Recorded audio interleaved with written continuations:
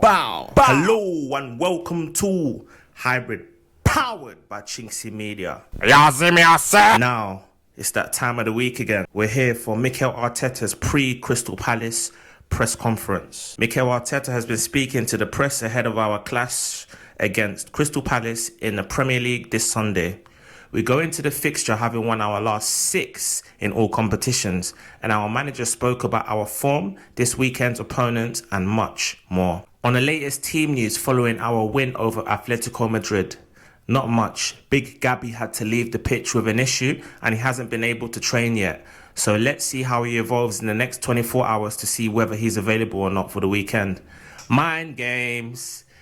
Mikel does this thing a lot. I always talk about in press conferences where the fact that we've got another training session or two between the press conference and the match means that obviously he won't be able to feed back the information as to whether he'll be fit or not. So now that's got Oliver Glasner scratching his head whether to think Gabriel will be playing or not. I mean, I'm even bamboozled by it. But if you were to ask me, I think he will probably play, and I think it's just a ploy by Arteta to keep his opposition manager guessing. However, even if he's not fit, Christian Mosquera is waiting in the wings, and he's a more than able deputy if necessary. On longer term injuries to Madueke, Odegaard, Havertz and Jesus, they are progressing really well. They are starting to do certain activities. They are all super willing to be available as quickly as possible. But at the moment, none of them are in contention in the next week or so. Well, I've seen Jesus looking really fit and raring to go. Probably you're looking at next month for a return to the squad, to a matchday squad perhaps. Brighton probably come a bit too soon for him.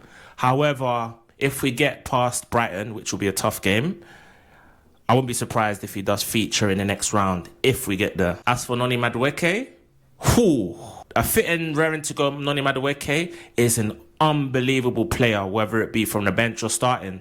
So that's a great proposition to have waiting in the wings. In terms of Martin Odegaard, like I said in the previous podcasts, he needs to take time out and get himself fit, because there's no point coming back, cutting short your injury layoff and breaking down again.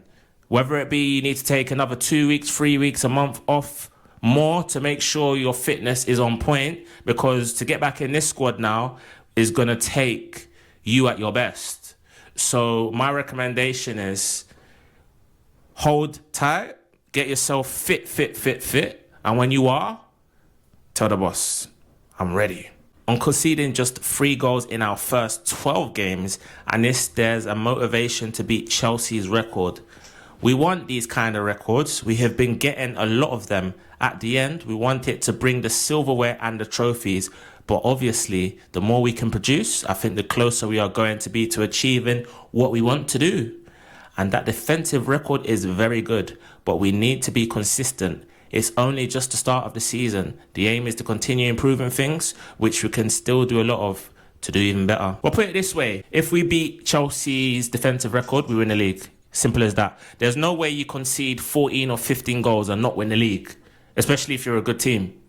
However, previously we've scored, 89 goals, 91 goals or so, which was our best season 2 seasons ago under Arteta, and we didn't win the league. Therefore, it tells you there's a certain standard. So if you can, I think it's equally correlated, the fact that you're a good team, and if you can have that type of defensive record, you're going to consequently score goals at the other end. Therefore, you're going to win the title. You're going to amass enough points that will be more than your direct opponent in second and third, which is likely to be Liverpool, Man City or Chelsea. Therefore, to summarise that, if Arsenal concede 14, 15 goals in the Premier League, they will be lifting the trophy, guaranteed. On Eze coming up against his former side this weekend, it's a big game for us, especially last season we dropped some points, and it's the 4th game in a row that we're going to play against opponents that we drop points against. And this season, we've been able to beat them. So our focus is on that. We know that for Ebs, it's going to be a very special match with the history and what he did for Palace. But the focus is on the team. Yeah, it's going to be an important game for Eze, and hopefully he starts him. I mean, I don't want no weird mind games where you put him on the bench. I think it's essential that Eze starts, because he's the type of character that would love to start that game and to kind of prove to his previous employers that he still is the guy. He has obviously had quite a few games, but I believe in him to play this game and play it right and probably score or get an assist. On if our previous games against Palace forms part of our messaging for this one. If we want a very different outcome, we better do very different things than we did last year, especially in these fixtures. We know what Palace are doing, what Oliver Glasner is doing for the football club, and the way they are getting results. So it's going to be a really tough match, but we're going to play again in front of our crowd, and we are confident that if we hit our level, we have a big chance to win it. So it's essentially saying if we play well, we'll win, which is right, because if we play well, we beat 99% of teams in world football, because we're in the top 3 teams in world football right now, if not first or second. But that's for another day. Palace, they're not in the greatest form right now. They lost yesterday to AEK Larnaca at home. They did put out a strong side. The likes of Maxence Lacroix, Madueke, he played, Ismail Assar, Yeremy Pino, Jean-Philippe Mateta played as well. So, you know, they played 5 or 6 of their first team, and there's only a 3-day turnaround. So essentially, we've had 5 days to prepare for this game. We're in a rich vein of form. We're at home in front of our fans. We are conceding zilch. We hardly conceded shots on goal. Everything's pointing towards a home win. However, football doesn't always work out like that. On the challenge of leaving players out of the team, given the strength of the squad, there are 2 sides to it. One, the emotional part, and my attachment with the individual, with the person, and I would love to play all of them. But the second one, obviously, without a question of doubt, I'd rather have this situation than the situation we had in the last few years when, at some point, we were very short in numbers. So we have created a very strong environment, a really competitive and supportive environment that hopefully can challenge to be a very competitive team in every game. That's the aim, and that's what we want to achieve, and we just all go towards that direction. Yeah, so Arteta's essentially comparing the dynamics of this season and this squad compared to squads in recent seasons, like last season, especially where we were short in numbers. We had left back upon left back on the bench. We had youth academy prospects on the bench in Champions League semi-finals, which is absurd.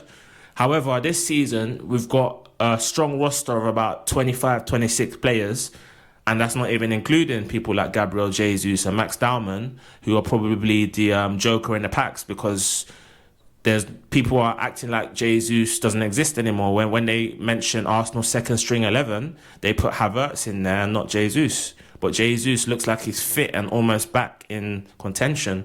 With Max Dowman, he's 15 years old. So every time he gets in the matchday squad, it's an absolute achievement for me. So, yeah, the squad is very strong, to summarise that.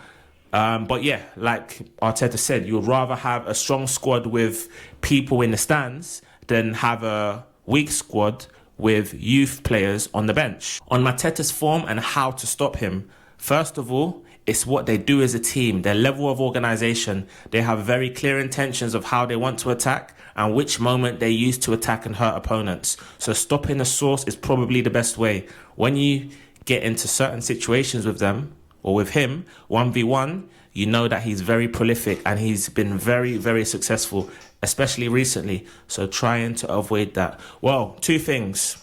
I think his main source to goal, or main sources to goal, are through Adam Wharton and Daniel Munoz on the right wing. So we need to stop Palace getting the ball, essentially. So if we dominate the game and kind of have a good shape to kind of, you know, neutralise the possible transitions they may create, because they're going to have to play on the break, I think we're going to obviously stop him getting the ball. Another thing is the fact that William Saliba is Mateta's teammate, so he'll know how he is, having trained with him. But we'll know how he is anyway, because we've played against him over the years. So I think if we can kind of dominate them, he will essentially be starved of the ball, just like Julian Alvarez was in previous weeks. So therefore, I don't really expect him to be much of a threat if we play properly and kind of dominate the game. And when we don't have the ball, be in a shape where he doesn't have an angle to receive a pass.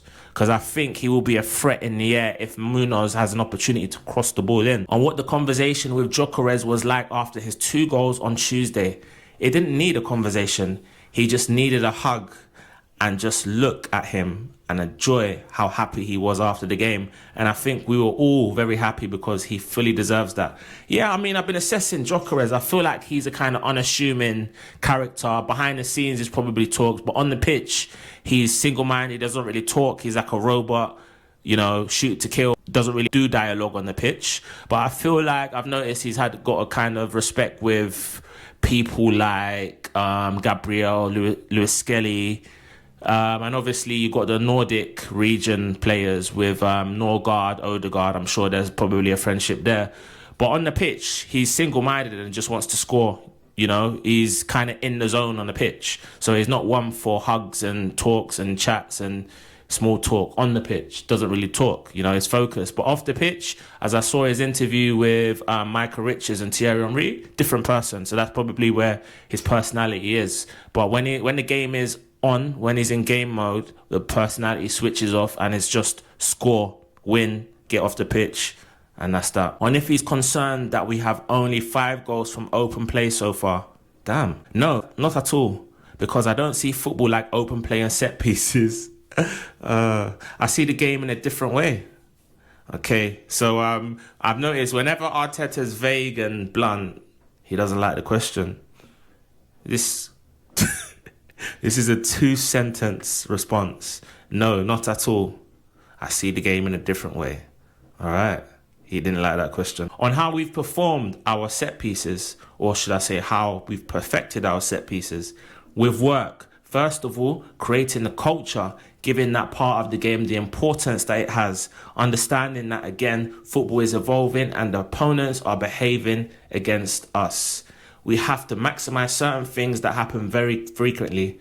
So something that happens very frequently has a lot of value to us. So trying to maximize that and be effective. So when he's saying frequently, he's obviously often said that a team that has loads of corners or a team that's dominating the game, which is actually a good point. So therefore, if you're obviously probing and pressing, having shots which are taking deflections, it's going to consequently lead to more corners. So the more corners you have, the more opportunity that we have for people like Declan Rice and Bukayo Saka, dead ball specialists, to put it in accurate, unbelievable positions for our great headers of the ball, Julian Timber, Gabriel, William Saliba, to be able to try and connect with it. And we've also got people like Eberechi Eze on the edge of the box ready to strike, like he did against us, from a corner, right in front of me, in March, April time, to strike.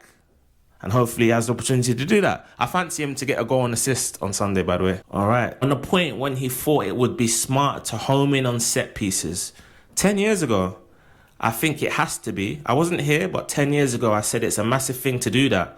And I have started to have a vision. He's a visionary, guys. He's a visionary. And try to implement a method and try to be surrounded by the best people to deliver that. Wow, okay. 10 years ago, I'm pretty sure it was at Man City. So I don't really recall Man City being dead ball experts, but that's an interesting statement there. On if we're trying to replicate Wenger's success with a tight back four. I go back through the history of football in general, and the teams that have had the best defensive record most of the time, except for the last 3 seasons in the Premier League, which we did. Normally, you win the league. But just go against those stats. But the bigger, stronger we are in that foundation, the bigger the probability of winning games is. Yeah, I think I touched on this already. If you concede 14, 15 goals, you win the league. But I think in terms of the fact that the teams with the best defensive record usually win the league, with the exception of the last 3 seasons, well, they probably almost invariably have the best attacking record as well. So as a consequence, as a team, they probably have the best attacking, score the most goals, and concede the least goals because they're probably by far the best team in the league. And that's probably, reflected in the stats. Man City, for instance, probably scoring like things like 90 to 100 goals and conceding like 20 goals because they've just been by far and away the best team. I think that's what it is usually. And if it's tempting not to change too much when things are going well, they are far from perfect and there are a lot of things we must do better. Obviously, there are a lot of things that we're doing very, very well and we need to maintain that. So it's just about understanding that the margins to win football games at this level are very small. In certain moments, we have lost. In certain moments, we have fully deserved to win them. But that's not going to be the same trajectory all the way in the season, and we need to be prepared for that. So the more alert we are, the more urgency we have, the more desire we have for the next game, we're going to be in a better place to win the game. Yeah, I mean, Arteta doesn't really tend to tinker much with things, and I don't really envisage he will for Sunday. If he was to or is to, I think he makes a few changes, 1 or 2 max. Ricardo Calafiori coming in at left back. He's going to have to be alert because he's going to be up against Sara Munoz, who are probably, that's the side of the pitch where Palace are probably at their most potent. And that's obviously the source to go for Mateta. 1 or 2 changes, a few tweaks, and then we should be all right for me, because we can make the changes against Brighton in midweek. On the importance of the Emirates Stadium atmosphere in a title race, key, capital, one of the most important things, and I love that because we don't expect supporters to turn up to the stadium. We want them just to play the game with us, which is very different. In order to do that, you have to be in your seat with a certain behaviour, with a certain body language, and it's a good test. Sunday at 2 p.m, how we're going to turn up for a big Champions League game. If we're going to go another step and do something that we didn't do last year, everybody has to turn up to the stadium with that mindset. So that's what I want to see. Yeah, I mean, it's important that we do provide a great atmosphere. For me, actually looking back, being in the stadium on Tuesday, I didn't realise at the time that, this is the best atmosphere I've been in present at Arsenal. But coming out of it and assessing it, I realised, that was a proper atmosphere. That was an amazing. It's probably the best we played maybe this season. Best result anyway. But for me, that atmosphere was the best I've been at present. I mean, I've never felt so good at a game. So hopefully we can kind of, replicate at least 10% of that. And if we do, it'll be a good atmosphere again. On what it's like to play against a former club. There is something in your tummy. There is history. There are a lot of emotions. There are very close relationships. You might think once you step in there and go with that mindset, someday you have even more will to win because you made that decision to be successful and achieve something else in your career. And I'm sure Ebbs is going to be ready for that. Yeah, the type of character Eberechi Eze is, I think he's just focused, he's ready to do what he needs to do on the pitch, and everything else after that will be after the 90 minutes where you can reacquaint yourself with former colleagues, friends like Mark Guehi, and you might have a word with Steve Parish and things like that. But during the game, it's work. You need to win the game for your childhood club, for the club that's paying your wages, and you have a duty to us to improve because the last few performances haven't been your best. But like I said already, I trust you to return to your best form and do the job against Palace. On if he saw where the game was going regarding set pieces 10 years ago. I went to City with the best manager in the world and I could see where we could have improvements, and it was clear because at some point I was doing that and I wasn't the best person in the world to do it. So if I'm not the best person in the world to do it and the best method to do it, there are ways to improve it. And you can see straight afterwards when it started to happen. But it's not only obsessed with that. I'm the same with the defensive part in every transition. I want to be the best. When it comes to chaos, I want to be the best. When it comes to positional attack, the best. When it comes to low blocks, the best. And that's the eagerness to constantly find ways to develop your team, to evolve your team, and to give your players more tools to be unpredictable and especially more efficient. It's funny because up until about 2-3 years ago, Mikel Arteta used to always say City was the best team, Liverpool were the best team or one of the best teams, or Pep Guardiola is the best manager. He stopped saying that about 2 years ago because we've probably been the best team over those few years in the last 2, but for whatever reason, we've fallen short. Last season was a shame.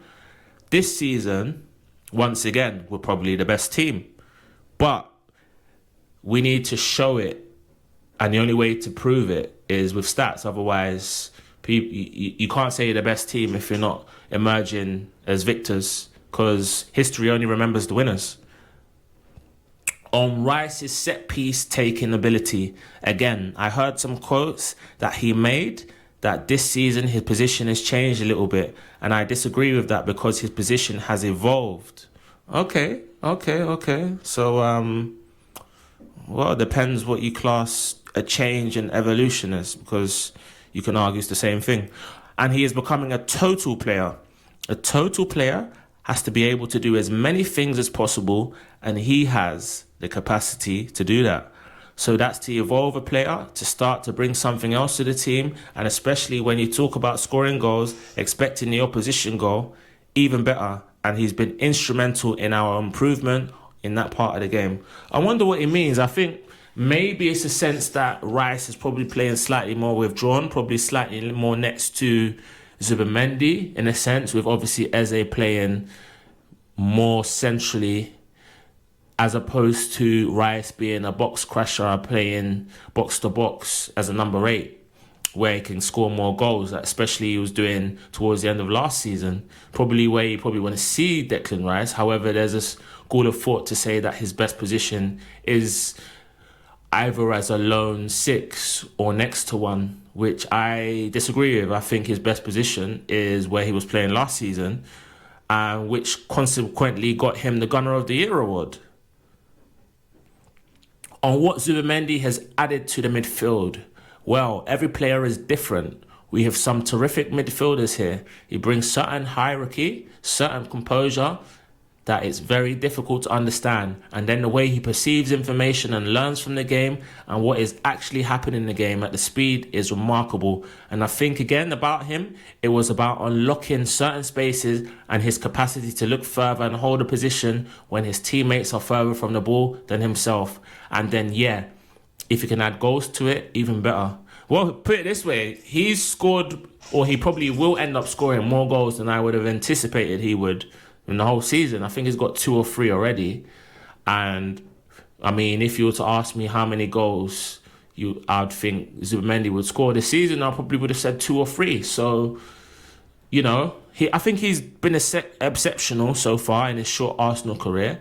He's dominated the game, he's controlled things, and yeah, he's been a solid signing. Well, more than solid signing. He's been a very good, very, very good. And if there's more to come from him, a lot more, and the more he understands his teammates, the timing of that, and those relationships build, I think we'll see another level of skill in him.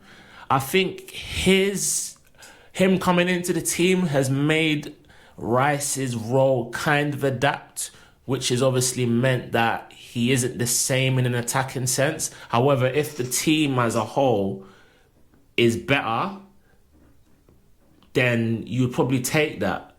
But Rice is probably thinking he might have wanted 2 or 3 more goals than he has got or done. But if the team as a whole is evolving, then you probably take that. On the work, we do in open play to create openings. And the other way around, football is like this. Football does not stop. It's all connected. You want to see the game like this. Okay, I don't. I think, you know what I personally think? I think we're playing within ourselves a lot of the time. I think in many games, there's probably levels that we could go up. Sufficient to win that particular game. So, for instance, Fulham, we played at a certain level that we needed to win the game and kind of reserve energy and go to the next one. You don't want to be playing out of your skin and whipping them 4-5-0. Then you're cream crackered against, Atletico Madrid 3 days later. So I think we're doing enough to win the game and coast through it. So it's early in the season. As long as you're picking up the points, it should be all right. Against Crystal Palace, we're probably going to have to be at a certain level to win the game again. Probably a better level than we was at Fulham, but not as high as we were in midweek. And I'm confident that if we play anything like we're capable of, the result will not be in doubt. On if teams are moving towards his way of thinking, I don't know. But it doesn't mean that it's more important. It's equally important. But what happens is what happens frequently in your games. And that's the thing that you really have to dominate. The opportunity to hurt the opposition. So we have to train and make sure that the things are good for us to happen very, very often. because it will be more difficult for the opponent. But I mean, I think everybody tries to do the same. Fair play. I mean, we're a tough side to break down. We've got players that are very good at winning the ball back. Declan Rice, Timber, Calafiori, Gabriel, Saliba, very good at winning the ball back. We've got a top goalkeeper. Zubimendi is another player good at winning the ball back. However, a lot of the time, it's the fact that the fans are complaining about the lack of flair. They want to see more goals. I feel like we did actually exhibit flair against Nottingham Forest, one of our best performances of the season.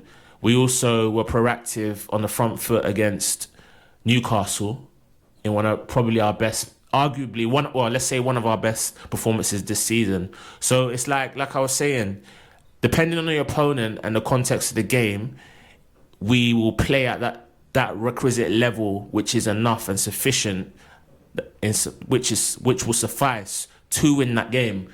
So we will probably need to be at a certain level. We don't have to be at our highest level to beat Palace, but we'll have to be at a certain level, base level, to make sure we do win that game. On the journey of his ideas about set pieces over 10 years, no, it's not about football. It's using those moments. And if you cannot generate other moments, make sure that you use these ones. But I think it's something that relates as well to the culture of the coach, the environment, and then the players that you have. And everything has to be aligned. I mean, if you want to have a certain approach to the way you play the game, for example, we are super aggressive. You better sign and educate and train situations when the team can deliver that. Because if not, if you want to be a team that do really good high press, you better be the best in the world at tracking back. Because at some point, the ball is going to break your press. So you have to have players who are able to deliver that. So it's all in relation to what you want to do. You have to acquire and have and evolve the players in that direction. Okay, so essentially we're good from set pieces. So you're saying that we've got good set piece takers and good attackers of the ball, which is true. And I've already touched on that. On if this is phase 5. No, this is not about the phases. The phases was something else. Once again, like I said, if Mikel Arteta's vague, you don't like the question. Another 2-sentence answer. On if it's possible to break Chelsea's record of 15 goals conceded. You mentioned the word if 3 times in that question. And if football, if, it's too many ifs. It's so unpredictable already. So on top of that, you put ifs. This is like a riddle. Then it becomes extremely difficult to focus on the things we are doing. We are doing consistently well. And if, there's another if, we can improve them. And let's see where we are at the end of the season. I don't think I really like that question. Just the fact that if is a conditional verb. But yeah. I mean, I think the players just need to focus on kind of getting through each game. I think the record will come if it comes, We've got solid defenders. We're not conceding shots on goal.